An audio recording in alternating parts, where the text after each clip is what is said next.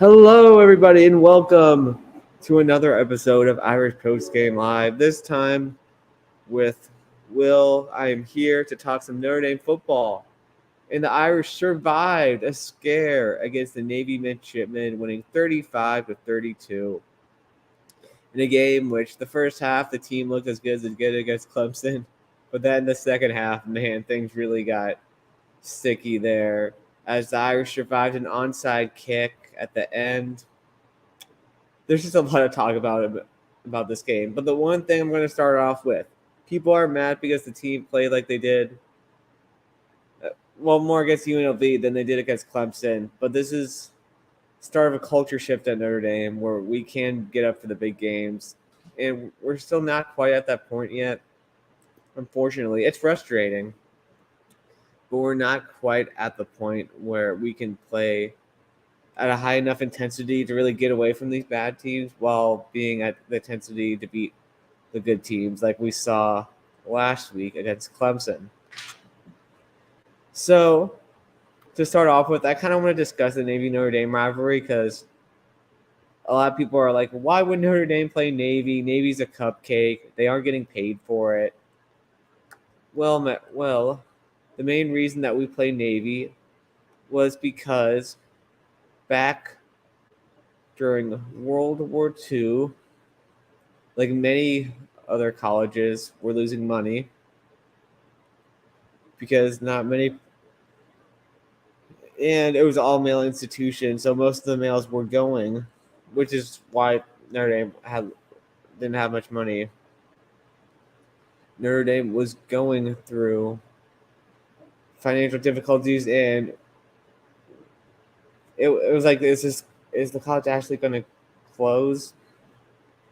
But Navy helped him out, and and Notre Dame became a training institution for Navy. So obviously, people are like, why do we play Navy? Well, that's why. And we have a lot of respect for them. I mean, I in general have a lot of respect for all the military academies, but I have extra respect for Navy because of what they did for Notre Dame back in the World War II era. So the first half looked great. First half against Navy looked great. Drew Pine looked great. Braden Lindsey made an incredible catch. The run game was good. And everything was looking great. But in the second half, Drew Pine just held on to the ball too long. And it was really frustrating. I'm like, Drew, why? You were so good in the first half. It was so weird. I don't know what happened to Pine. If Tommy said something to him that didn't work. But I was so excited because I'm like, oh, we're going to get UNC Drew Pine back. And then in the first half, and then sadly it went away. But it is what it is. And I mean, people rag about Notre Dame not having good wide receivers. Well, I think they've improved a lot this year with new wide receivers coach Chanty Stuckey. I mean, you saw that Braden Lindsey catch. That's just not a catch I think Braden makes with the old Kelly regime. Dell Alexander as the wide receiver coach, who didn't do a great job. Nothing against the man. He just didn't do a good job. But with Chanty Stuckey, like, these guys look so much better. It's just that the quarterback play hasn't been great, so they don't really have a chance to shine. And it's frustrating. But that's just the way it is. And we really saw that with Jaden Thomas, how much he's improved. Braden Lindsey, Deion Colsey. Players really make plays. And also the receiving with the running backs as well is good. Audrey Guesme. And I think Chris Tyree made a good play as well. So, and the offensive line just wasn't quite as good as it was against Navy. But I think the real culprits are the running backs, like Logan Diggs and Audrey Guesme. While they've been doing a great job running the ball, their blocking wasn't great. And Mitchell Edmonds' blocking wasn't great either. But it is what it is. I mean, 35 points, I can't complain. But when you say you have 35 points in the first half and then no points in the second half, I think maybe I don't know. Maybe the coaching staff just got out-coached, but I don't know. It was frustrating. But on the defensive side, we got JD. JD Bertrand was out, and this was sad. I felt awful for JD, and I don't know how long he'll be out. But he played so well in the Clemson game, and I was getting so frustrated watching him. But he really shined in the Clemson game, and not having him in this game, it did hurt because of how good he was in the Clemson game. But Jack Kaiser, who a lot of people criticized for not playing well this year, he showed up in the Clemson game, and he showed up against Navy. I mean, he made some. I mean, he looked like he was not All-American, but he looked like a really good 5-star linebacker with all the plays that he made. And he also blocked a punt, and we'll get to that later.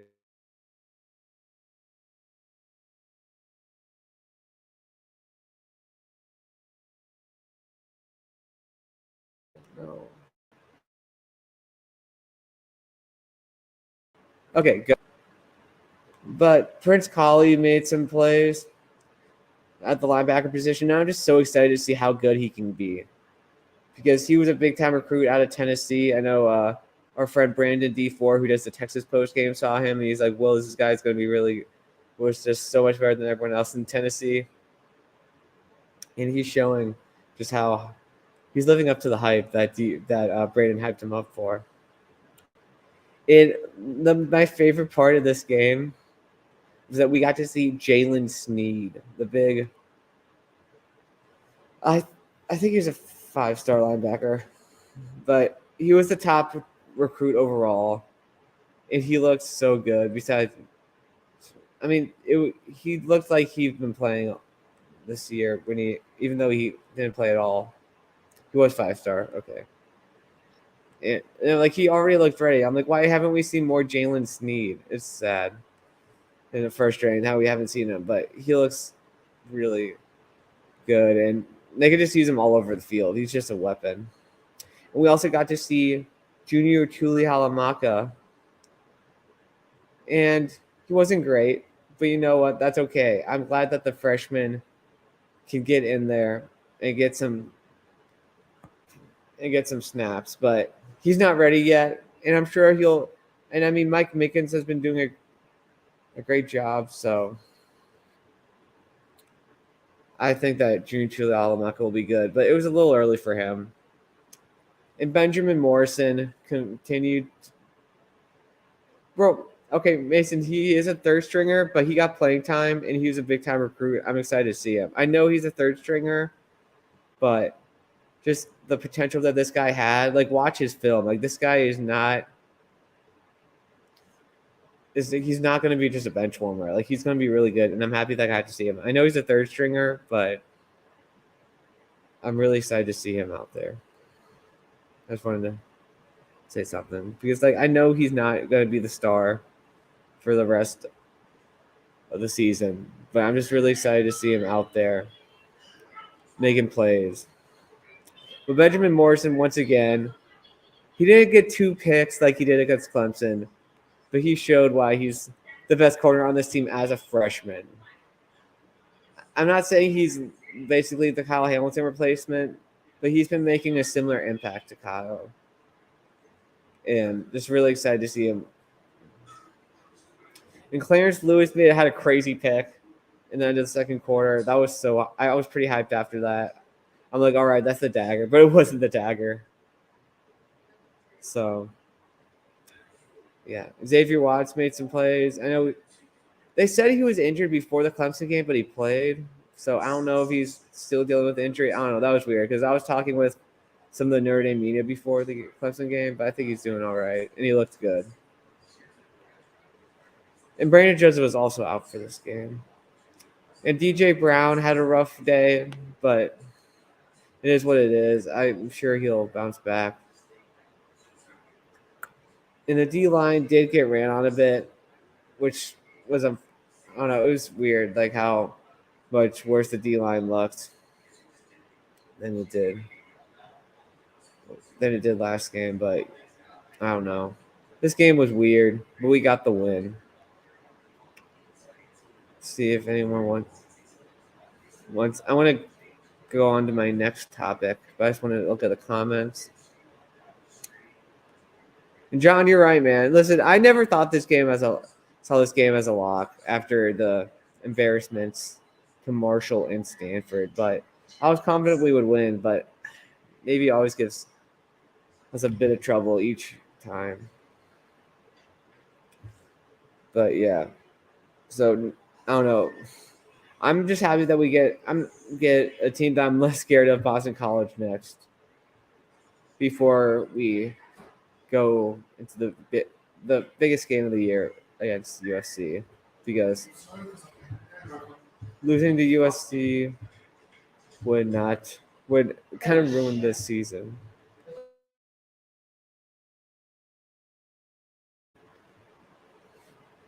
Great job. I appreciate your support, John. And thank you, Quinn, for the support. As we got some Beaver talking here, go Beavers. The Beavers are I root for the Beavers and the Cougs in the Pac-12. I don't know. I just like the unsung teams in their state. And the Beavers and the Cougs are that. So, yeah, Pac-12 has been fun to follow so far, but we're going to go back to the Irish. And another good point that I saw on was that obviously ND didn't take the steps that I wanted them to make. Like, I wanted them to blow Navy out. Like, I've had a lot of respect for Navy, but I'm like, okay, let's just go on to the next game. But that didn't happen. Navy put up a great fight, holding us to just a 3-point win and almost winning the game. Like, if they would have gotten that onside kick, they could have tied it. It could have went to overtime. I would have been stressed out of my mind. Instead, I was really just frustrated that we only won by 3. And this is a big step for Marcus Freeman because we can now at least play good enough to win against bad teams and not lose. I mean, it sounds dumb, but overall, like, when you're out of the playoff race, a win is a win. And I see Charlie here. I want to look at Charlie's message. I'm not going to sleep on their new QB. I'm going to sleep on how bad that their offensive line is. Because I mean, whenever I watch BC, and Zay Flowers is a great player. Like, he's an NFL talent on that team. I'm not sleeping on him either. But it's just like how bad their offensive line is and how talented our defensive line is. I feel like if we just like run enough guys, we'll get to the quarterback. Maybe, I don't know.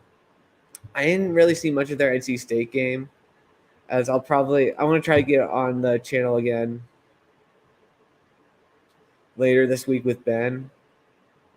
And I will look at that BC game more. But I don't know, just how bad their offensive line is. I'm not really worried because, like, Navy, you know that they're going to be tough in all. They're going to be well disciplined in all areas. But BC, I don't know, their offensive line just looks so bad, and the fact that they look that bad against UConn, because I did watch a bit of that UConn game because I've been kind of a UConn fan this year, just because I wanted to see them get into the bowl game, and they did. Congrats to the Huskies. I'll talk more about that on the After Dark show, which will be shortly after this ends. But yeah, I don't know. I mean, I'm not going to sleep on their new QB. He may be good. And their freshman receiver. But I don't know. I just feel pretty comfortable about Boston College. And Mason said BC backup college. Funny. Always gotta be. We always gotta be the Jesuits here at Notre Dame. But yeah, so Notre Dame is starting to make the plays they need to win these ugly games, which they didn't against Stanford and Marshall. And this is huge. Like, if we can, like, if I'm not saying we'll win all of the games that aren't against elite competition if we play like we did against Navy, but just the way that this team played against Stanford and the way that this team played against Navy, it's still night and day. And there was the emotional letdown, which was bad, but the team did win the game. And I'm not obviously in college football, unlike other sports, a win is not a win. Because even for NCAA tournament to see who teams get in, they usually go by, okay, who did you beat? They have the quad 1, quad 2 wins, but they don't look at how you won the game. And in college football, it does look like how you won the game. So obviously, we're going to have to keep improving. But the improvement from the beginning of the year and to where it is now against the bad teams, there's quite an improvement. It's not where we want it to be, but then again, this team isn't where we want it to be right now. It's better in some ways than it was under Kelly, and it's now that we can compete with the best teams, but we aren't at Kelly's beat the bad team level. Yes, Mark, the Rip Miller Trophy is the trophy that Notre Dame and Navy play for. I'm going to try to bring it up here, share my screen.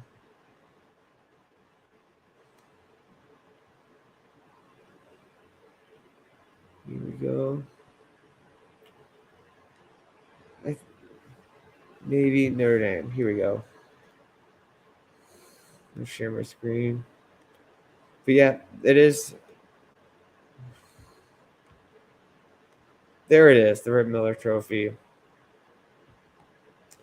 As Mason has thoughts on, what are your thoughts on Tommy Rees's play calling concepts? Well, I don't like ripping on Tommy that much just because I know I haven't done any coaching before. But I feel like his play calling concepts, he needs to keep it simple, which he did not do against Stanford and Marshall, because I remember I looked at one play and it took a long time to develop, and we only gained 5 yards. And I'm like, if we would have just done something simple, it wouldn't have taken a longer time, and it would have kind of gotten 8 yards. Because I like the Rip Trophy. It's a big rant. It is. I love the unique college football trophies. It's one of the reasons why we love the sport. But yeah, I feel like Tommy. I mean, Tennessee has a couple plays that it uses, and they are winning all in the games except the number one team in the country. That's the only team that they lost to, and they just run up the score with just their couple deep routes, couple runs. Now, I'm not saying we have to be that simple, because this is Notre Dame. You have to be smart enough to be able to play football in Notre Dame more than other schools. But I feel like, oh, we have Mark here. Does Mark want to say anything? I know Mark can't answer something. Mark? Private chat. I'll take calls if you like. Okay. So I just feel like that Tommy needs to keep it simple, more simple than it was, because not playing a freshman half of the year just because they don't know the plays, it just doesn't make sense. I'm like, put the best players in a position to win, and Tommy just didn't do that because of his play calling concepts, and it frustrated me to no end. I'm not sure that I want him gone, but if we could get someone that's really experienced that has had more sustained success in the college football level, that can recruit to the level that Tommy's recruiting or even better, I would take him. But I don't really want to take a step down in recruiting just for a coach that has a bit player plays, because Tommy can learn. But I feel like maybe I want him to go to a lower level school and develop and then come back. Or maybe just be an analyst at the NFL and then come back. So yes, Tobias has played a bit more, but it was so frustrating. I'm like seeing this guy's film and then I'm not trying to rip on Matt Salerno, but the talent between him and Tobias is night and day. Like, their ceilings are night and day. And I'm not trying to roast Salerno or anything. Like, I'm sure he works really hard. He has a great relationship with Tommy Rees. But him not playing But him playing in front of Tobias just because he knows every single play in the playbook, it doesn't make sense, and it is extremely frustrating. All right, I'm going to put out the call-in link here. If anyone wants to call in and talk Notre Dame football, you don't have to be a Notre Dame fan, but it would certainly be more fun to see some Irish fans talk some college football on a nice Sunday night. As there's a harvest moon outside my apartment, so it's a nice night here in Richmond, Virginia, where I'm at. And I'm gonna take a look. And once again, I'm just gonna take a look here before anyone calls. So to take a look at Braden Lindsay. And Braden, he's made some plays at the beginning of the year, and then he just wasn't really targeted by Drew Pine. I don't know. It's just so frustrating, like where this team could be. Because I feel like this team could be a playoff contender, especially with all the chaos that's going on. But we do have Drew Pine as our quarterback, and I like Drew as a person. I'm sure he works really hard with Tommy Rees. But this is another problem that I have with Tommy, as we're back on the Tommy thing here.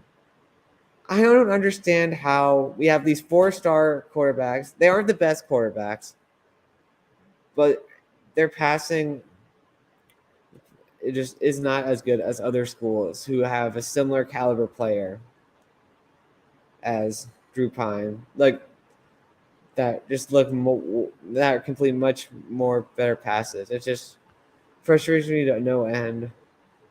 So I was hoping we could.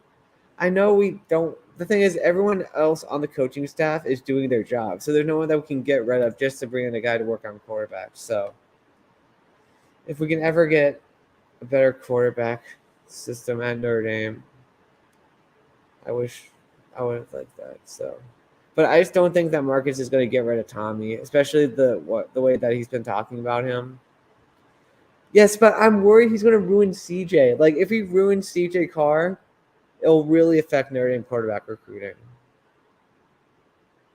And, like, because, I don't know, I'm just worried. Like, I know CJ's going to be good, but I'm just worried that Tommy's going to ruin him like he did Drew Pine. I know Ian Book was good, and even he had his limitations, but what he did with Drew Pine, like a decent recruit, just frustrates me to no end. And of course, Edward, our Clemson fan, does not want to leave him to leave. Where are we at 2023 quarterback recruiting? So we're trying to flip a bunch of guys. I know Kenny Minchie from Pitt is one. There's a guy that's from Virginia that we're trying to get. Let me look. Notre Dame quarterback recruiting. Because obviously we didn't get Dante Moore because he wanted the money at Oregon, and I respect that. 23. And another guy we looked at one point was Austin Novosad, but he's sticking with Baylor.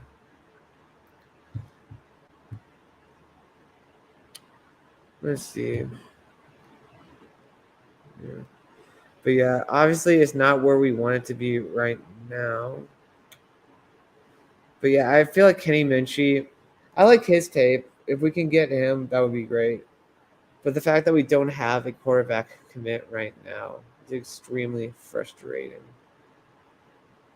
And I haven't really heard about any of them that visited. But I know there's a couple people that they're looking at. I just want to try to find it here. But yeah, clearly we don't have a guy right now. If I can find anything on quarterback. But yeah, if anyone has any more info on the quarterback recruiting, Dante Moore might be flipping. I can remember who the team was. I know Dante really wants some money. But if I can find it here. Yeah. Like, I haven't seen any articles on quarterbacks, so we really clearly haven't offered it anyone. But anyways, but yeah. But the blocked punts keep coming. is another thing we could talk about. The blocked punts. What Brian Mason's done with the special teams, just compared to what Brian Polian did. And Brian Polian had a rocky start at LSU, but I don't think they've had any big time blunders. But Brian Polian always played not to lose with the special teams at Notre Dame. And clearly that's not what Brian Mason's doing, as we've had now 7 blocked punts. So Jack Kaiser, of course, who I mentioned before, blocked a punt. And like the amount of momentum that this is, 214 was talking about one in their YouTube video. Okay, well, I'm sure I'll talk to Ben about that as something we can mention in our show coming up this week. Oh, we have one Scoop John here. What's up, John? Hey. Did you watch the game against Navy? I saw some of it. I think you've hit on a lot of the key points, and job as always. I just wanted to talk about, so Dante is being rumored he's looking at Michigan State. Oh. So there's some talks about him maybe flipping from Oregon to Michigan State, but I think it's very unlikely, especially after recent events. Yeah. Do you know if they have boosters that are willing to shell out the money? Have you heard Michigan much about State? That? So Michigan State has like 2 or 3 people, like families with money that they were the ones who basically helped fund the Mel Tucker $95 million guaranteed contract, which is nice work if you can get it.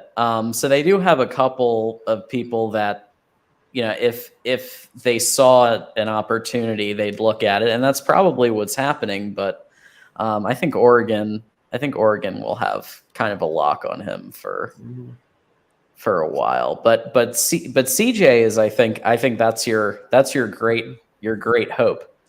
Right. I just wish that CJ was coming now instead of 2024, but obviously I wanted the guy to enjoy his high school career. But I'm like, can you come now, please? Yeah. Well, when are you supposed to get? Because you've Drew Pine for now. When are you supposed to get? Will be back for next year. But next year, I'm just worried about Tommy Rees's quarterback development, because he developed Ian Book. But the other guys, I don't know, like they aren't as good as they, like I look at their high school tape and it's like, have they really gotten much better than they have in high school? It's just frustrating.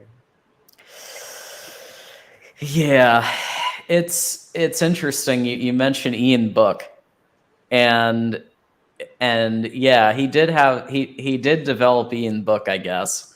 Although in some ways, you have to go back to like Wimbush to see a dual threat that actually, that did some things on the ground and the air. Though he wasn't exactly. The problem with Wimbush is he just wasn't that accurate throwing the ball. Yeah. And a lot of that might be on Mike Sanford Jr. as well, because he was the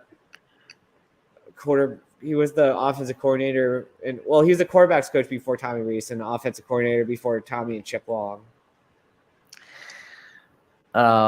Was Buckner a freshman or sophomore? Edward was asking. He is a sophomore. He did get, I'm pretty sure he broke his red shirt in the 2021. Yeah. So you said, okay, so he has a shoulder and he'll probably be coming back. You don't even think bowl game, you think next year? I think he might be available for the playoff final, but Notre Dame isn't getting into that. So, yeah. Yeah. Mark says, looking forward to September 3rd, 2033, Ann Arbor. I wish it was sooner. 32 years old, man. That's so far away. I'm gonna be 32 in like a couple of months. But yeah, I mean, I would like it to be. I feel so old now. I would like it to be much, much sooner. I think that Of is course. a I that just is a know that like Notre rivalry. Dame has like they want to do the California games when they want to do them, and I know Michigan. I'm not saying that they don't like playing good teams, but that's what it comes off as with the UCLA thing. I was so upset. So the thing, everybody gets on us about the UCLA thing, and rightfully so.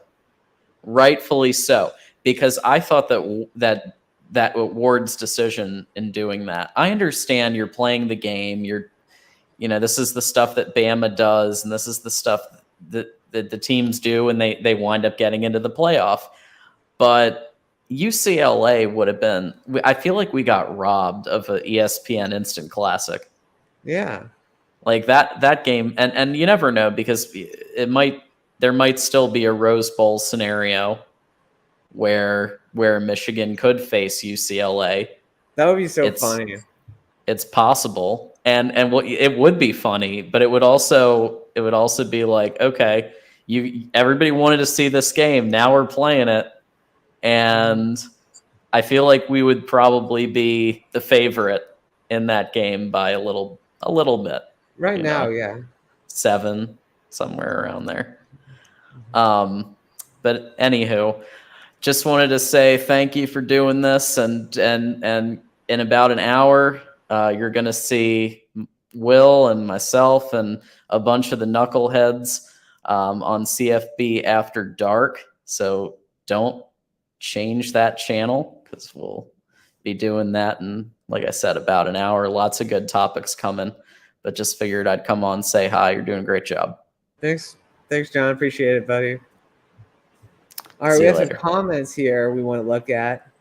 USC is going to run a cover 0 defense against D and shut it down and everything. Well, Roger, I understand you think that'll work because theoretically, like your D lineman will just shut down a run game, but that's similar to what Clemson did. Oh, oops, wrong one. That's similar to what Clemson did, and they tried to stop the run and they couldn't. I know Navy could, but if I feel like Notre Dame will play closer to the Clemson performance than they did against Navy against SC. So,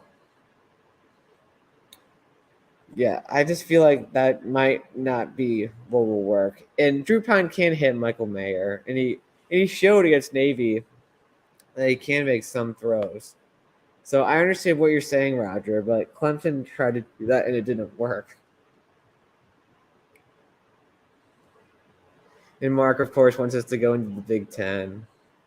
Well, Mark, you know the history of Michigan not wanting Notre Dame in the Big Ten back in the day, and I'm sure the boosters at Notre Dame, they do know that. I'm sure they actually do know that, and I just don't think that Notre Dame is going to get into the Big Ten anytime soon. Maybe they will when they have to, but I just don't see that happening. At least not right now. Maybe in sometime in the future, but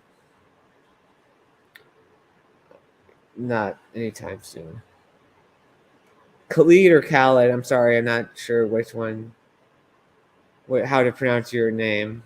Tom Rees is a horrible eliminate now. Otherwise, next year's 8-4 at best. Well, I don't know about 8-4 at best, but Tommy Rees clearly isn't who we hoped we would be when he took over as offensive coordinator. We thought he would be more like the guy that was calling games at the end of the year last year, but now he's trying to be all fancy, and it hasn't worked, especially at the beginning, although he has simplified things recently, so that is cause for hope. But the second half play calling was just it was ineffective against Navy, and has to be much better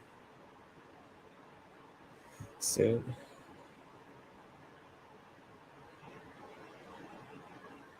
If Mark thinks that the UCLA thing was blown out of proportion, well, I don't know all the details about that.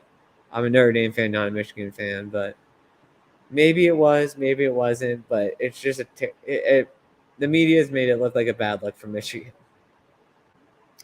And my friend Jackson, he says, so is Notre Dame going to have a down game against BC and an up game against USC? Well, I hope it's not a down game against BC, but I know it's probably won't be an up game. Hopefully, it's in the medium game like the BYU was, and we win by a couple scores. That's what I'm hoping.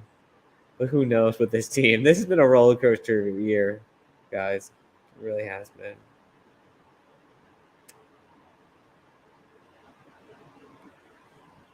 As Mark says, Indy can't beat USC and probably will. I mean, that's what I hope. I hope that happens, man. But if it doesn't happen, you guys all know Tim, Tony, and Rick. They're gonna give me a ton of flack, and that won't be fun. I mean, I'll play it off, but I'd rather me dig into them a bit than them.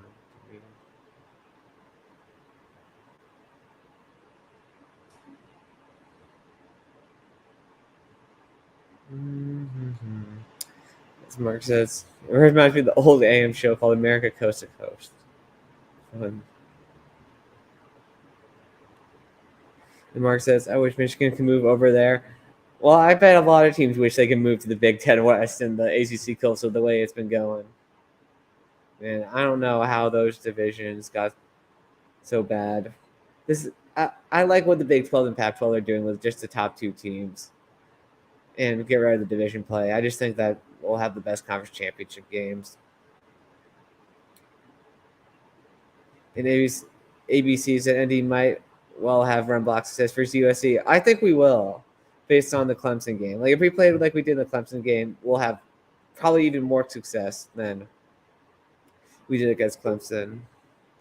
And I don't know. I'm not a big Alex Grinch fan for what he's done. And we have Jeffrey here. What's up, Jeffrey? Thanks for coming on, bro. Yeah, thank you. I saw that you, when you sent it to me, I saw that you were going live or whatever, wanted to hop on. But yeah, I saw Notre Dame was up big at half, and they Yeah. it was a kind of good almost time, like they're man. going to lose. Yeah. Oh, what did you think of the? Did you watch any of the game? Or were we flipping back and forth? Like, what did you think of the play of Drew Pine? Because Drew Pine had some good throws. I was excited for him. I didn't see much of the game. I was flipping through, but when I saw it get kind of close, I saw a little bit of the end. But yeah, I mean, I think Drew Pine gets, sometimes a little bit too much flack from Notre Dame fans. I mean, he's pretty solid. I mean, he could be better, but he's still pretty good. And Notre Dame's still having a really good season. I mean, as someone pointed out on in one of my videos in the comment section, Notre Dame has beaten, two teams that only have one loss in Clemson and North Carolina. They're still having a really great season. If they beat USC, then yeah, Notre Dame definitely a great turnaround from the Marshall and Stanford losses. Mm-hmm. And what do you think of did you see any of the BC NC State game? Do you think BC can cause Notre Dame any problems?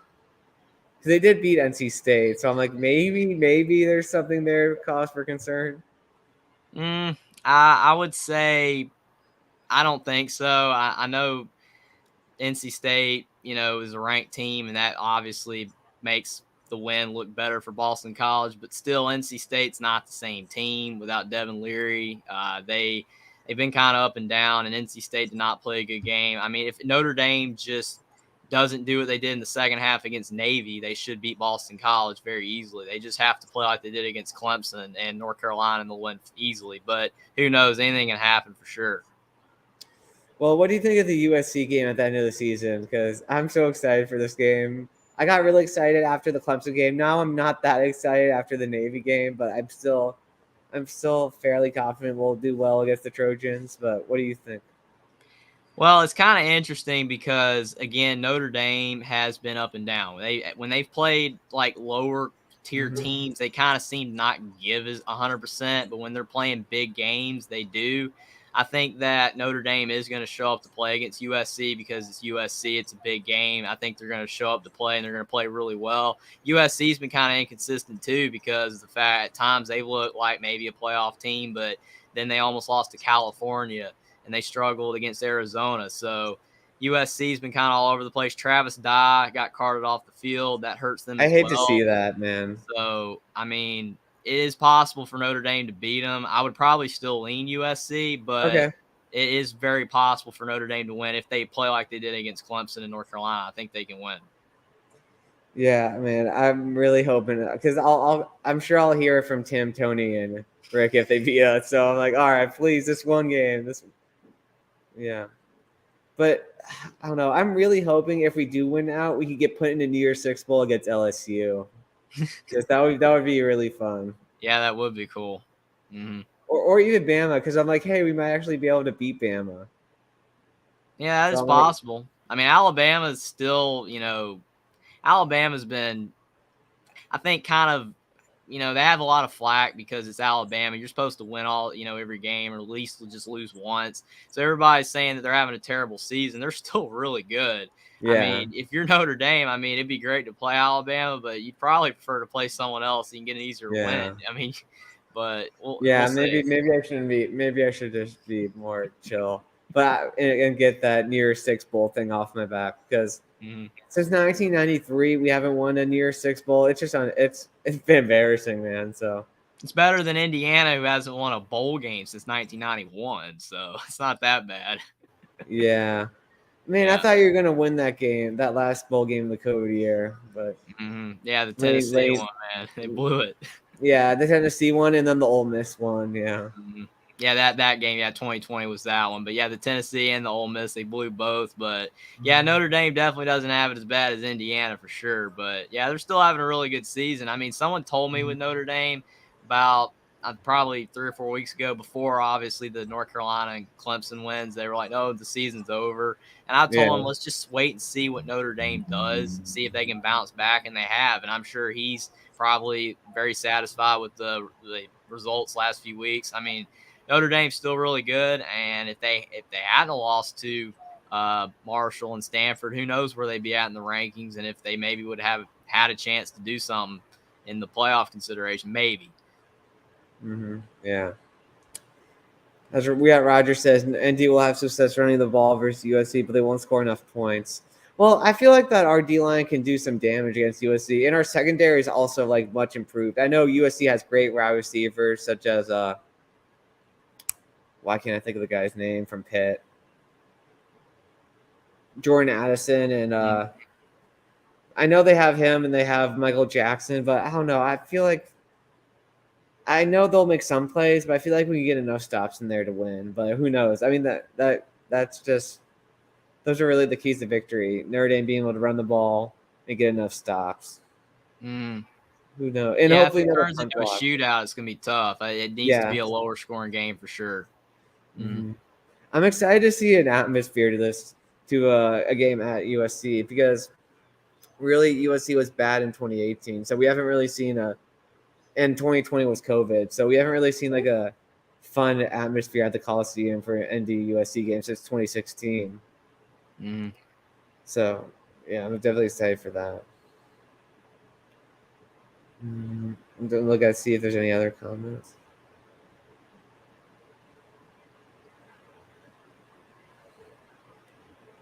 Drew Pine throws within 15 years of a guy. If he's lucky, receivers runs that spot from his restaurant, catches it, which is like 1 out of 9 times. I mean, yeah, Drew Pine's frustrating to watch, but I don't know. I mean, he's what we've got now. I like the guy. He loves the school. He kind of reminds me of me out there, but a little smaller sometimes. But he can still run it. I mean, it's frustrating, but I do feel like he's a little bit better than Spencer Petras. Oh, he's way better than Spencer Petras. I mean, come Yeah. on. Yeah. Spencer Petras, Iowa's offense is terrible. At least Notre Dame, they put up 45. I know it was on North Carolina's defense, but I don't think Iowa's putting 45 up on North Carolina's defense. Yeah. Iowa's that bad on offense. They're getting a little bit better, but Well, he does think Spencer Petras over Drew Pine any and all day. You don't know who he is, man. You haven't seen him play for Iowa. yeah, he's not good. Oh man. We have Sorgi here. What's up, Sorgi? We're gonna try to get Sorgi on our show this week, hopefully.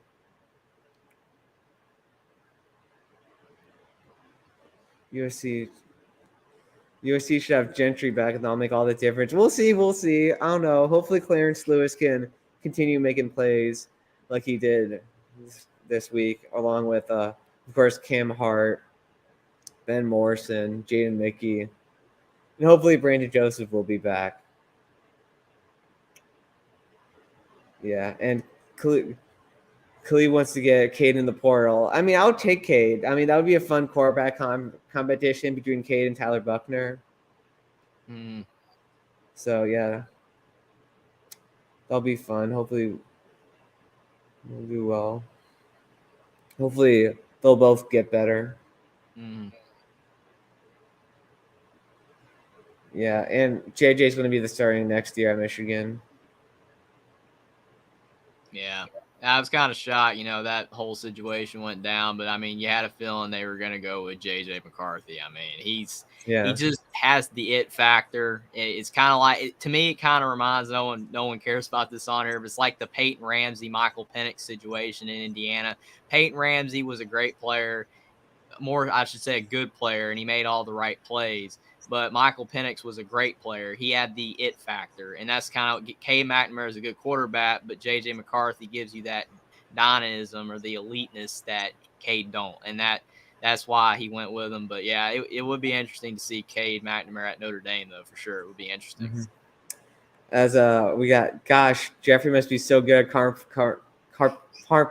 compartmentalizing.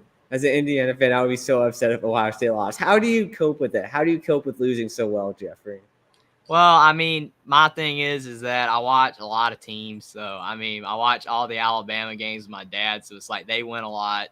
I'm from North Carolina, and they're usually pretty good in football. So, I mean, Indiana's just my, that they're my feel bad team. No one likes them. So, I mean, they lose all the time, but you just got to accept it. So, I mean, there's a lot of other teams that I root for. So it's kind of like I don't put all my eggs in one basket. If I did, then it would hurt a lot worse.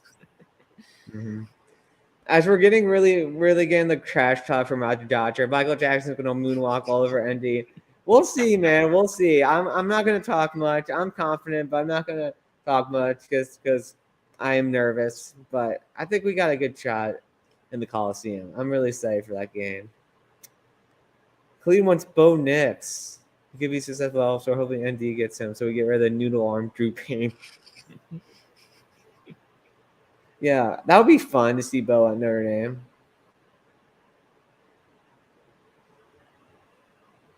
He bailed on them.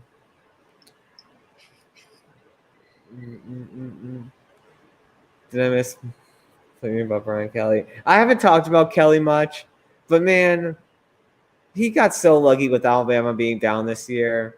And he is doing a good job at LSU, but I would have been such a bad move that night if after the Clemson game, if we would have lost the Clemson game, and then seeing LSU won. I'm so happy we won that game against Clemson because I would have had a hard time compartmentalizing like you do, man.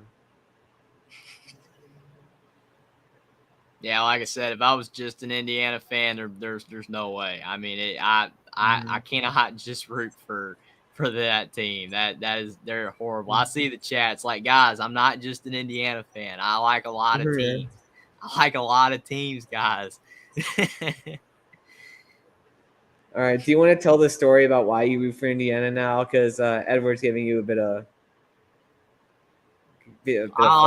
I like Indiana basketball a lot. Again, I'm from North Carolina, and I like North Carolina, both football and basketball, but I always feel that like Indiana basketball got, screwed by the media a lot, saying that they're not good. So, I mean, I feel kind of sorry for them. So I like their basketball team. And then I checked out the football team and, Tom Allen, and they were, doing some things, and I really like what he was doing. So, I mean, that's why I'll talk about him and quote unquote root for him. Like I said, I like a lot of teams. So, I mean, it don't really bother me when they lose. I mean, it's not like I'm like a diehard fan. It's just the team that I talk about because no one else does. And I like them. And I hope Tom Allen's able to turn it around. But I like a lot of teams. I even like Notre Dame. I mean, it's like it's not like a thing where like, oh, I'm an Indiana fan, I hate Purdue. I don't even dislike Purdue. It doesn't even matter. It's just Indiana's the team I talk about the most because no one does. So it's kind of complicated. I like a lot of teams. We have John in the chat saying that with them trash talk to Tim about USC course, as the Oklahoma fan, and then Tim coming back with keep yapping about.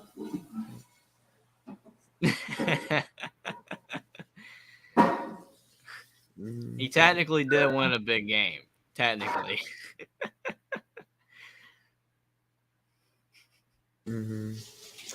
So, what do you think that Indiana will have more success if they get rid of divisions and they can play more of the West teams? Do you think that they'll compete more in the Big Ten, or at least make a bowl game more years than? That's a good question. I mean, I would say that if Indiana can get back to 2019, 2020 level, I mean, obviously 2020 was a little bit of a fluke because of the fact there were a lot of teams that weren't 100%. And I knew that. And a lot of people were saying, oh, Indiana's legit. And I never knew that. I never got the fact that they were legit. I knew that they were still not that good, but they were just able to win that year. But I do think if Indiana had been in the Big Ten West all this time, I think they would have had more success because the Big Ten West is a lot worse. But yeah, I would say that with divisions gone, I think it would make it more likely that they could make a bowl game. But I will say that Indiana needs to they need to fix what's going on right now because they're struggling against Rutgers. And if you can't beat Rutgers, then you're not going to make a bowl game anyway. So, yeah, they need to get better again if they're going to make a bowl game consistently. But I will say getting rid of divisions might help somewhat. And like someone said in the chat, they do need another Penix Jr. because he was able to win even though the offensive line was awful. He was able to make great throws. And nobody at quarterback right now is able to do that. Mm-hmm. Yeah. Do you feel like that Notre Dame's moving in the right direction for what you've seen in Marcus Freeman with becoming a contender with all the recruiting and stuff? Do you think that ND can eventually compete year to year with the Georgias, the Ohio States, and the Alabamas if we keep going the way that we're going with recruiting and the play on the field? That's a great question. I mean, Notre Dame's interesting anyway because when Brian Kelly was head coach, it was like that. That's why the narrative, he can't win big games because Notre Dame would always get to the playoff. They would get really close, but then they would lose the bowl game badly or not. They weren't really competitive. And when they make the playoff, they weren't competitive. I mean, I think Marcus Freeman, again, was getting way too much flack early on for the losses at the beginning of the season to Stanford and Marshall, but they have turned it around. The recruiting is there. I think that they have to recruit just a hair better because being on the Ohio State, Alabama, and Georgia level is just elite. So many people don't understand the difference between being a top 10 team and being a top 3 team. There is just a big gap. It's another leap. And Notre Dame is not there yet, but I do think it is possible for Notre Dame to get there. But they're going to have to recruit even better, and the coaching is going to have to be top-notch for them to do it, but they can do it. The fact that their program is able to do it suggests that Notre Dame is a fantastic program, but they just haven't been able to do so. Like you said, they haven't won a big bowl game since '93. They haven't got to that point where they can win those type games, but they can do it. Mm-hmm. Yeah. What quarterback do you think? Oh, we got a. I think I see a super chat or something. I don't really know what this means, so I don't know if I should show it. But I appreciate you, King Rocco, for the money. And yeah, I agree with John. Says I don't know what it means, but thank you for the contribution. Yeah, I was like, what? Yeah. So, what quarterback do you think Notre Dame should go after in the transfer portal? Who do you think is the guy? I've been hearing Jeff Sims, Brendan Armstrong, along with K. McNamara. If we can't get him, who do you think is the guy that you think can help Notre Dame be more successful next year in the portal? That might go to the portal. Well, I mean, those 3 guys that you suggested, out of those 3, I would go with Cade McNamara because I don't know what, Brennan Armstrong's, why he's playing poorly because I know in 2021, he led the nation in passing yards per game. I don't know if he's just taking a step back like Tanner Morgan at Minnesota did when the receivers went pro. But at Virginia, he hasn't had any receivers leave. It's just the fact they got the new coach and Tony Elliott. So I don't know if that's why his play is taking a step back. Because people have said, is Tony Elliott that good of a coach? Because even Clemson's offense struggled when he was there. So I don't know. Brennan Armstrong's still really capable, I think, but he has not played well this season. Jeff Sims at Georgia Tech, he's a good quarterback, but again, very inconsistent. And part of that problem is I don't think Georgia Tech's got that many good players either. Mm-hmm. But out of those three, I would go with Cade McNamara. But it's just that would depend on whoever would enter the portal and whoever doesn't, go to one of the top 4 programs like in Alabama or whatever, Georgia, Ohio State, Clemson. If Notre Dame can probably get anybody they would want, but it's going to be very interesting to see who actually enters the portal. Also, Tyler Van Dyke, maybe. I've also, because with this way the season's going, I don't know if he's coming back to the U, so he could also be another option that could go well. But I know he had some bad messages with Miami. Some bad games with Miami, so who knows? He could maybe be another guy. Yeah, that is possible, and he was really good when he had Charleston Rambo at receiver. Obviously they still got talent on the offense, but they are having a rough season. But I think, to me, he's also been banged up as well. If he can get healthy and with a better team, then I would probably trust him a little bit more than Brennan Armstrong, just a little bit. Mm-hmm. Devin Leary, I'm also seeing on the Notre Dame message board, someone said, just because they think he really fits Tommy Rees's system well. But I don't know if he'll leave NC State for Notre Dame, but if he could, that would be great. Because last year he looked really good. There's been a lot of quarterbacks that have taken a step back this year, for sure. A lot of top talented quarterbacks, and they've just not been as good. So I don't know. It's interesting. Mm-hmm.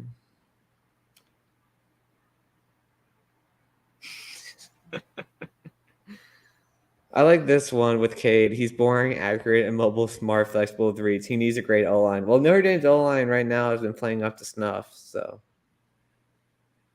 that makes me feel better about Cade. Mm-hmm. We have another King Bronco super chat. I appreciate it. I don't know what it means, but is it talking about the mascot from Ohio State, Brutus? Mm-hmm. I think he is. Mm-hmm. Another one. I'm in an apartment, but it's like a dorm. But I think Jeffrey's you're just at your house, right? Yeah. Just in the back bedroom. The dude said I was like 12, man. You're not 12, right? 18? Yeah, 18. Yeah. That's not a lot. I'm 18 for real. Mm-hmm.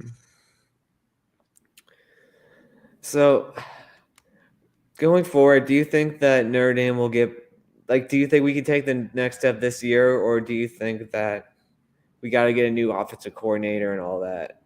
What do you think Notre Dame should do? Do you think we should get a new offensive coordinator, or do you think we should stick with Tommy Rees from what you've seen? Because I kind of want to get rid of him, but I just don't think that Marcus Freeman's going to pull the trigger. That's a good question.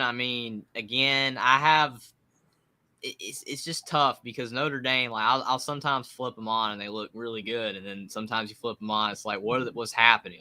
So I don't know.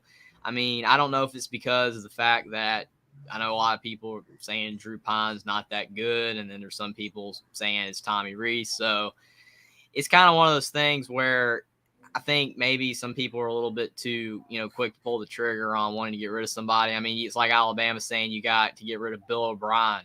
And Alabama's still having a great season. Their offense is not as good. The biggest problem for them is that the receivers at Alabama just aren't breaking away from anybody. I don't know if it's necessarily Bill O'Brien, but I can see why some people want Tommy Rees gone, because in the games that they haven't been as good, it's because their offense is pretty boring, and you do need to open it up more. But also, is he not opening it up because he doesn't trust Drew Pine to do that either? So it's kind of a catch-22. You can go both ways with it, but you're right. I would probably say that he's not going to fire him. Marcus Freeman's not going to fire him because it's year one.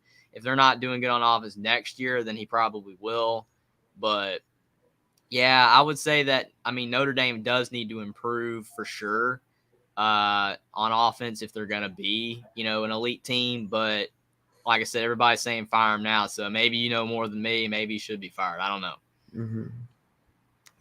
DRR says Rees is looking for an NFL job. Well, I hope he looks for an NFL job because, like, from what Marcus Freeman said as of recently, I just don't think he's going to pull the trigger on getting rid of Tommy. But I do feel like a lot of the predictable offenses are doing well right now with Tennessee because Tennessee only runs a few plays, but teams just aren't able to stop them. So, what do you think? Because one of their plays is 70-yard bomb. Yeah, that's true. But I feel like most of the teams, their offenses aren't that complex. Let's see.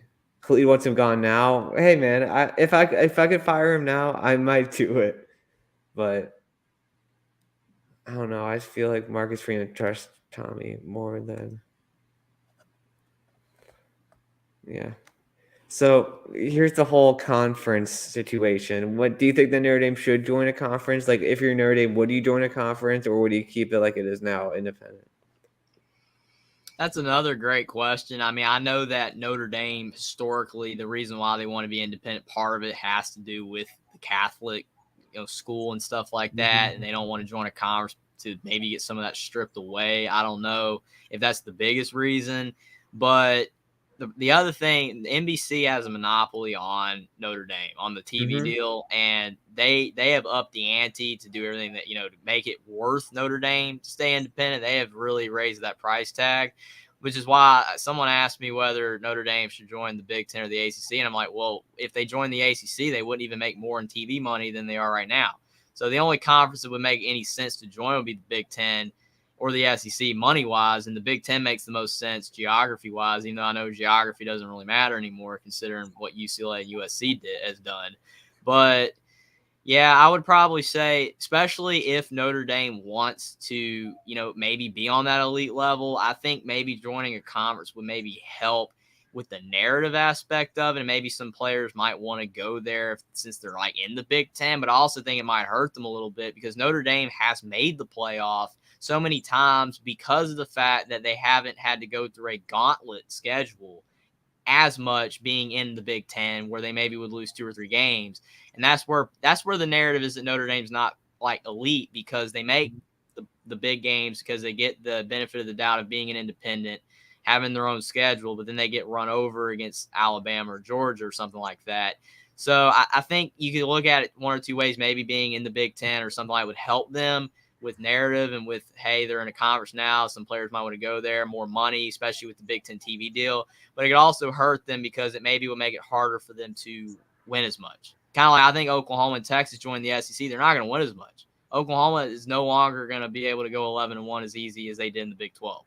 It's just going to make it a lot harder. So a lot of people compare Notre Dame and Michigan because they're similar schools, except one's public and one's Catholic. But do you think the teams are similar right now with both the teams are disqualified for the playoffs and that get blown out? Or do you think that Michigan and Notre Dame can climb up from this spot? Or do you think that Michigan can do better than that this year?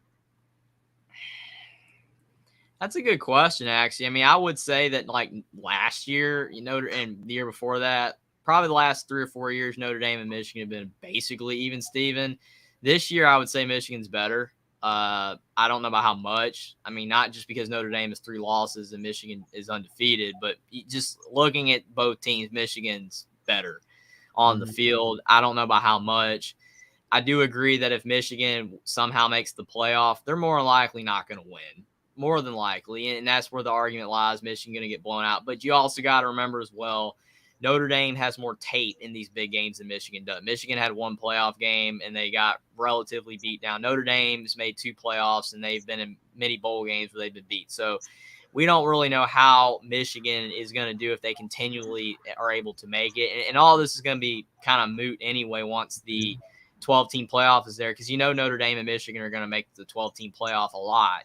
So we'll see then how both programs are when they're both making the playoff, how they do in it. I think that will be a better gauge. Mm-hmm.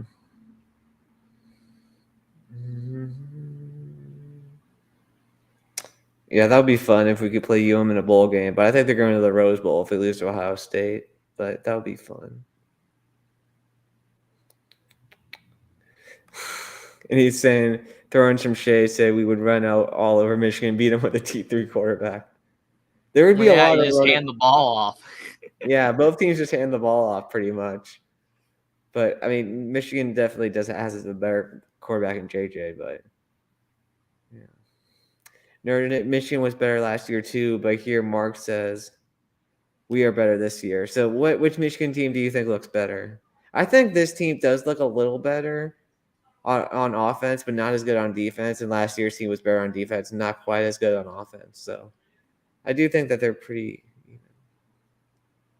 Both teams. I would agree with that. I mean, that's a really good assessment. I mean, Michigan's kind of an interesting case here because they played Penn State and blew them out. So I think that's where a lot of people are saying, "Oh, Michigan's way better." I mean, we'll see when they play Ohio State, and that's not the greatest gauge either because last year Michigan beat Ohio State because of the fact the weather was poor and they played a flawless game, and Ohio State couldn't throw the ball. So, I mean, you can make an argument Michigan is better this year. I think for sure you're right on offense with Blake Corum. I mean, Blake Corum is unbelievable because, I mean, there's a lot of games like that Indiana game, J.J. McCarthy barely had to do anything. I mean, it was just hand the ball off all game long. And then he had easy completions all game because it was rarely third down, and when it was, it's 3rd and 1. So it's easy stuff. Blake Corum makes their offense a lot better. I agree the defense might not be as good because you don't have Aiden Hutchinson and the other dude, David Ojabo or whatever. Yeah, both of those guys. So they're not probably as good at defense, but their defense is still really talented. So it's kind of close. Maybe this year's team by a hair, but that Ohio State game is going to tell a lot. Mm-hmm.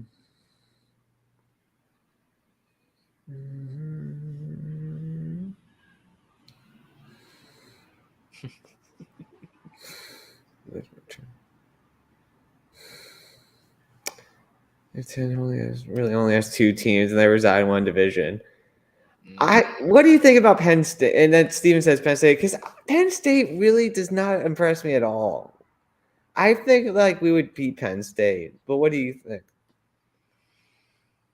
There's a lot of great comparison questions here. Penn State is a really interesting team because I feel that they were like the team in the Big Ten East like 5 years ago. If Ohio State was going to get beat or it was going to be a close game, it was Penn State. And now it's Michigan. Penn State's kind of fallen off a bit.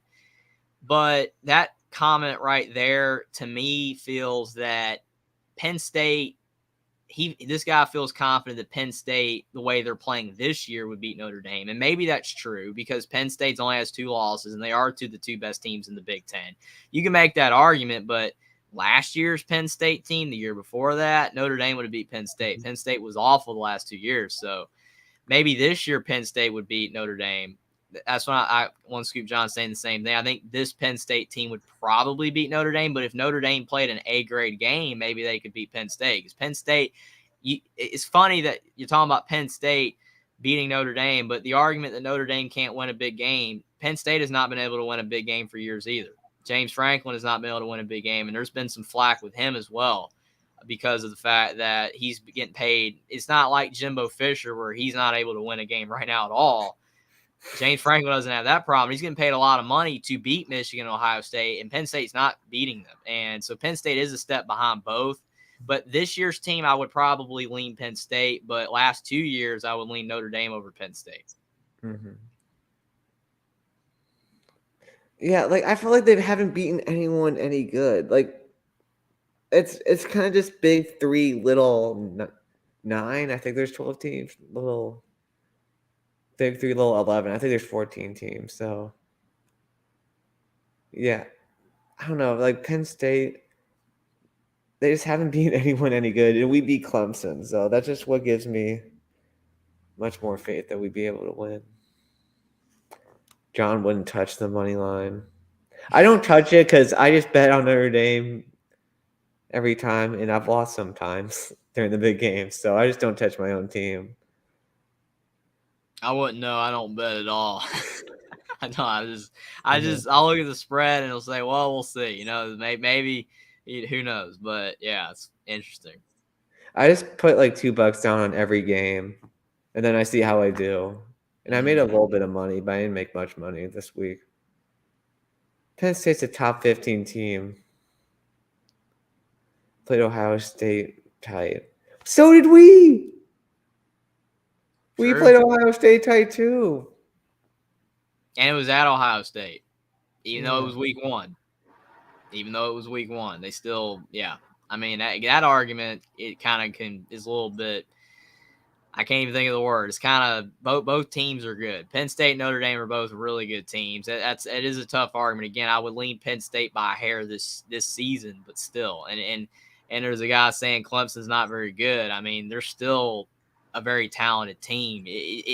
Clemson literally is if DJ shows up. If DJ shows up, they're good. Or if Dabo decides to put in Cade Klubnik, but when DJ plays bad and he don't put in Cade Klubnik, Clemson looks awful. So they're riding with a quarterback that's inconsistent. Yeah. Mm-mm. Do you think that James Franklin would be gone if they didn't have the kick six win against Ohio State? I think he would be gone. Do you think he would be gone, or? That's interesting. I mean, that's really interesting. I don't really wouldn't think of it that way, but kind of sitting on that thought, that is kind of a point that could be true because there was a lot of hate going Jim Harbaugh's way. Oh, you can't beat Ohio State. You can't beat Ohio State. He finally beat Ohio State. Now Michigan fans are fine with Jim Harbaugh. So, yeah, that's a good point. If maybe Penn State didn't beat Ohio State that year, then who knows? Maybe he wouldn't be there. I don't think he'd have gotten the contract he would have gotten for sure, or as big of a contract extension. So that is a good point. I would say that's 50-50. Maybe he would be gone, but I can't say for sure. Mm-hmm. He said I wouldn't say DJ is good.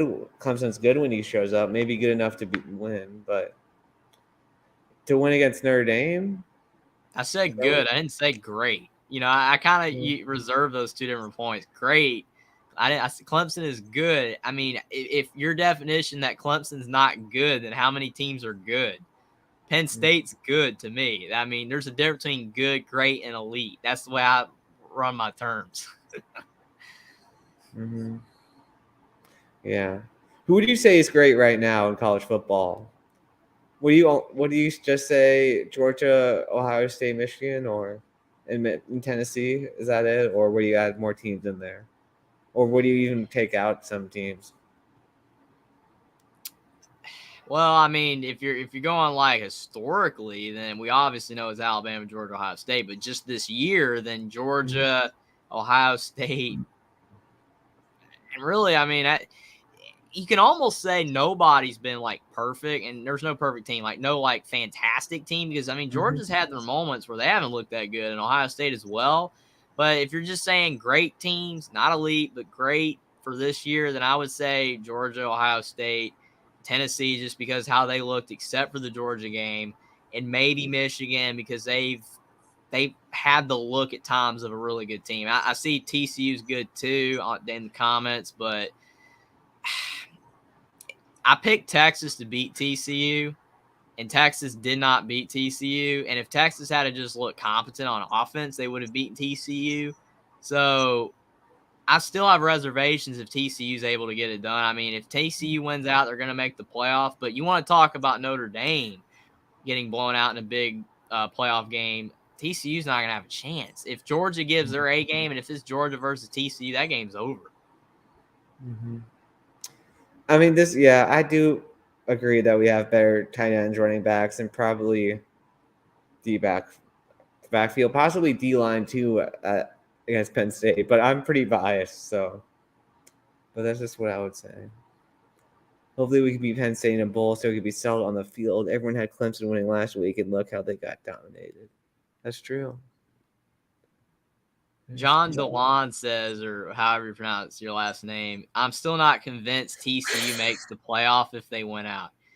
They're fourth. How? If they went out, they're gonna make the playoff. I said there was a chance they wouldn't make the playoff if the committee had ranked them below Tennessee, but since they are over Tennessee, I think there's no way that they're not going to be in because of the fact you look at Michigan and Ohio State, somebody's got to lose that game.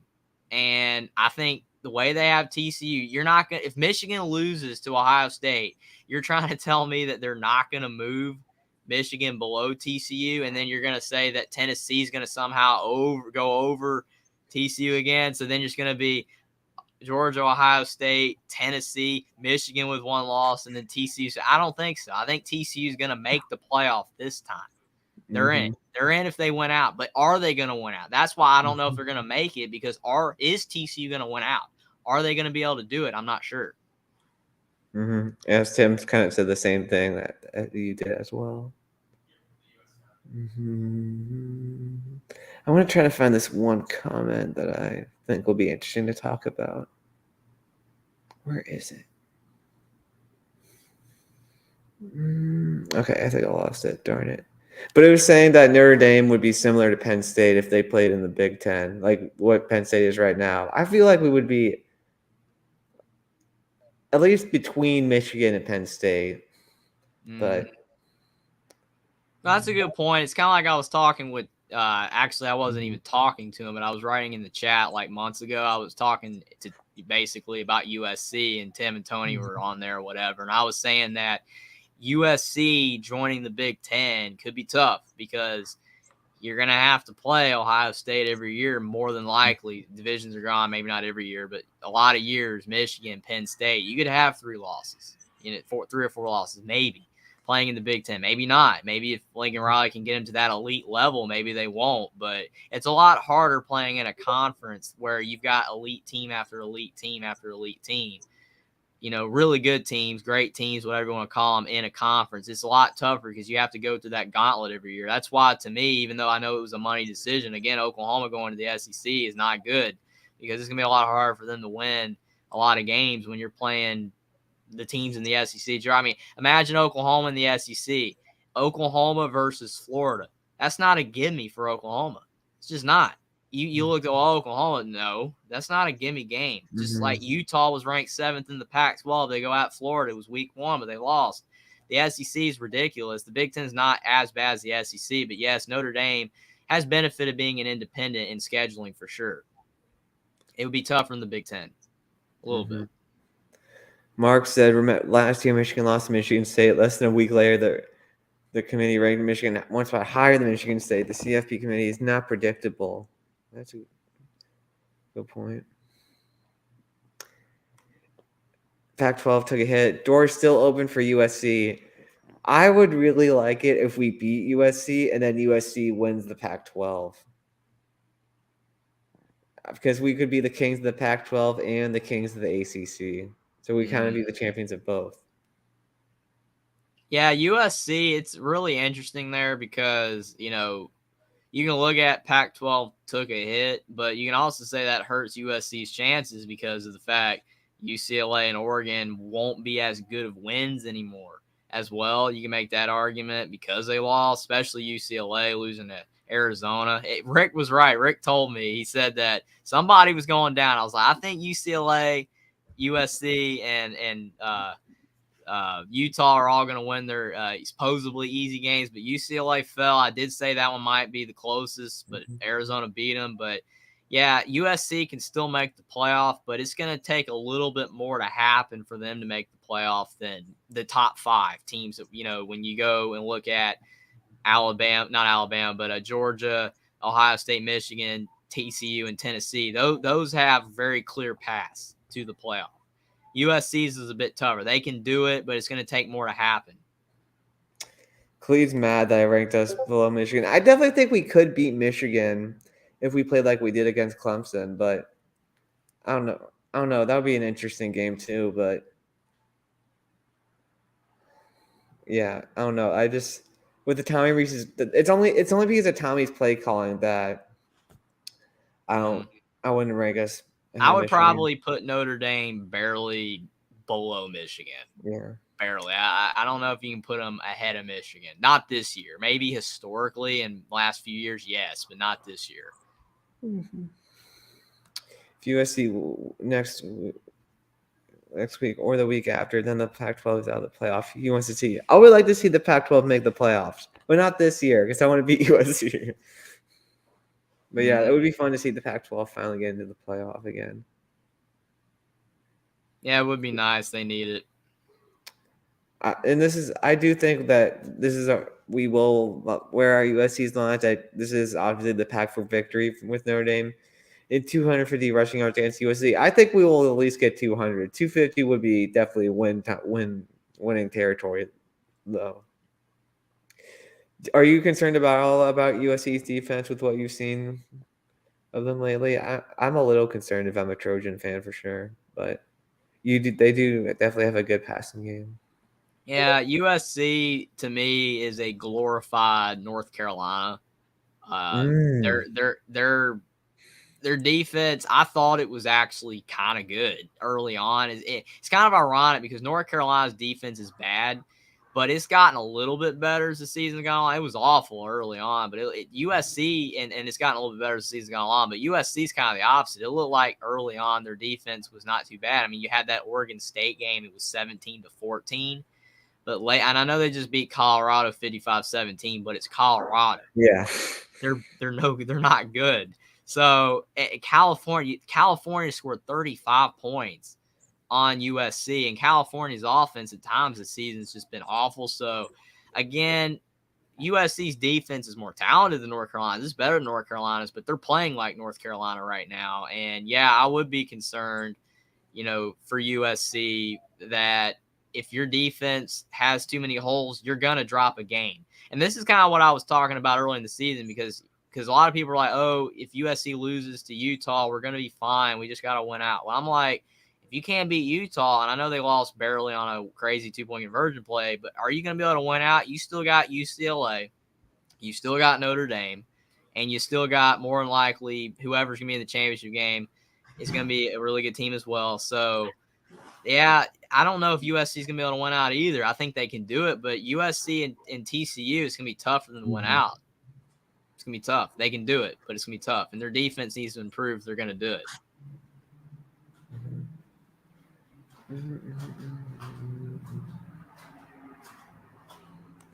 It will come down to Drew Pine not making any mistakes. But USC is not that great. We've been beating them for a decade. That's true.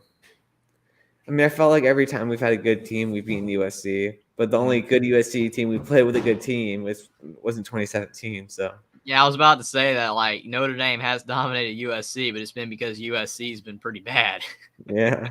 Clay Helton, man, it was 8-4 nothing. It was Kirk Ferentz at best, for sure.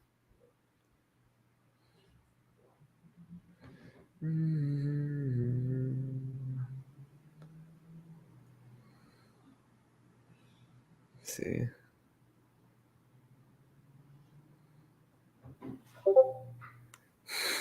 Guys, you beat Clemson, and I love you for it. Thank you for the bottom of my heart. But Clemson was never number 4. I think you know it too. Michigan beat like Notre Dame would be rated R. I think it would be a close game, but we definitely would have to stop the run. And I think maybe we could. I mean, we did stop Will Shipley, but Michigan's O-line will definitely be a challenge. That's kind of what I feel about TCU, though, being at number 4. Right? You're saying Clemson was never number 4.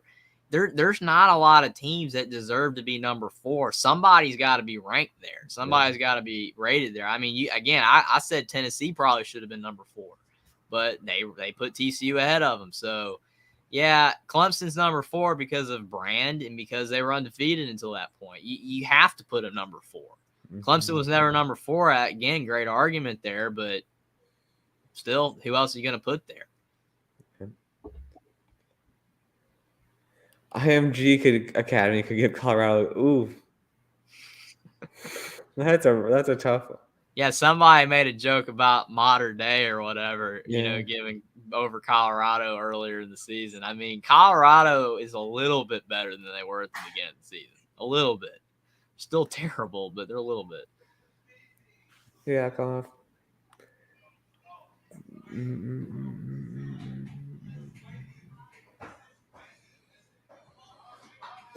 A lot of Ohio State, Michigan talk here in the chat.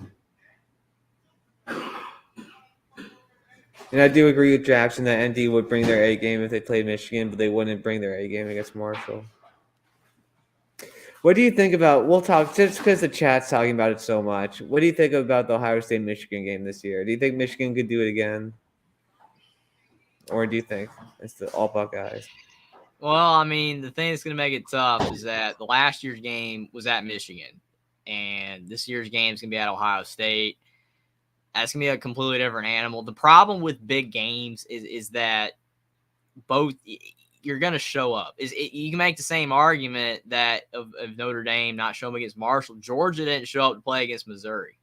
Georgia did not show up to play against Missouri. If Georgia played like they did against Missouri against Tennessee, they lose. Just plain and simple. So Michigan and Ohio State, every year they bring it. Ohio State, Michigan is like their game. I mean, they want to beat them so bad. So, Ohio State's going to give it 100%. Michigan's going to give it 100% as well, but it's going to be at home for Ohio State. I probably would lean Ohio State as long as the weather's fair. I will say, though, that's the thing. Again, the weather has to be key because you saw Ohio State struggle at Northwestern because the weather was poor. If the weather's bad, I will say Michigan because of the fact they can run the ball, and Ohio State's been having some problems running the ball this year, and their running backs have been injured as well. So I will say that if the weather is fair, Ohio State wins because they're going to be able to throw all over Michigan. But I know, please stop with the weather. I'm serious. It's legit. In the Big Ten, there's weather. And Michigan can run the football. So, yeah, I think that matters. I think Ohio State wins in fair weather. Michigan wins in bad weather, in my opinion. I mean, whether people think I'm insane or not. There are some Ohio State fans, though, that say that use the weather for every single game that they don't play well. And they're like, oh, there's a big breeze. That's what screwed us up. And I'm like, come on, guys. Just say you didn't play well.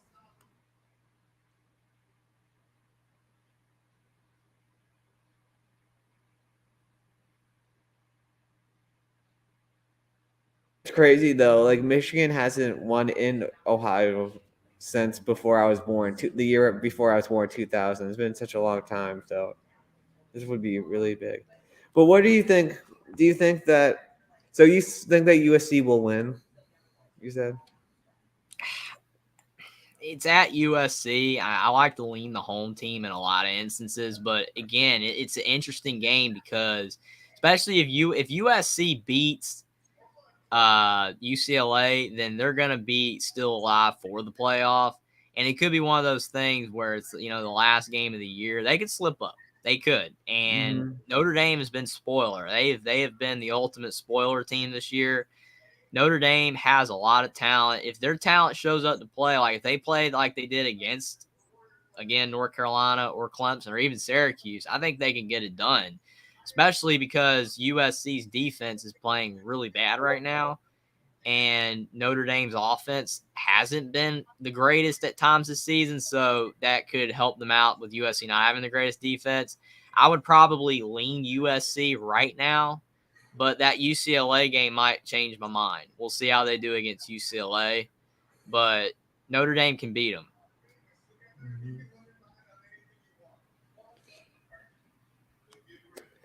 Yeah. So, I'm trying to think, is there anything else we should say, or should we just wrap it up? I think we're going to wrap it up here, guys. A lot of fun talking with sports. Thanks, Jeffrey, for coming on. A lot of fun with the chat. The chat really kicked on there at the end. Remember, our After Dark show will be on right after this, so that's going to be a lot of fun talking about this week's games. I'm going to go post it here in the private chat so me and Jeffrey can go on the pre-show, but I really appreciate every of you coming back. I also appreciate the super chats as well, even though I didn't understand what they said. So, but hey, I appreciate the money. Mark appreciates it, so that's all that matters. And yeah, we'll see you guys next week. Me and Ben might try to do a midweek show. He said he'd be down for that, so that would be a lot of fun. So yeah, keep it locked. Voice of College Football Notre Dame channel and the Voice of College Football. Keep those notifications on, so whenever something else comes up, you can go hop in and talk to Mark. So yeah, see you guys next week.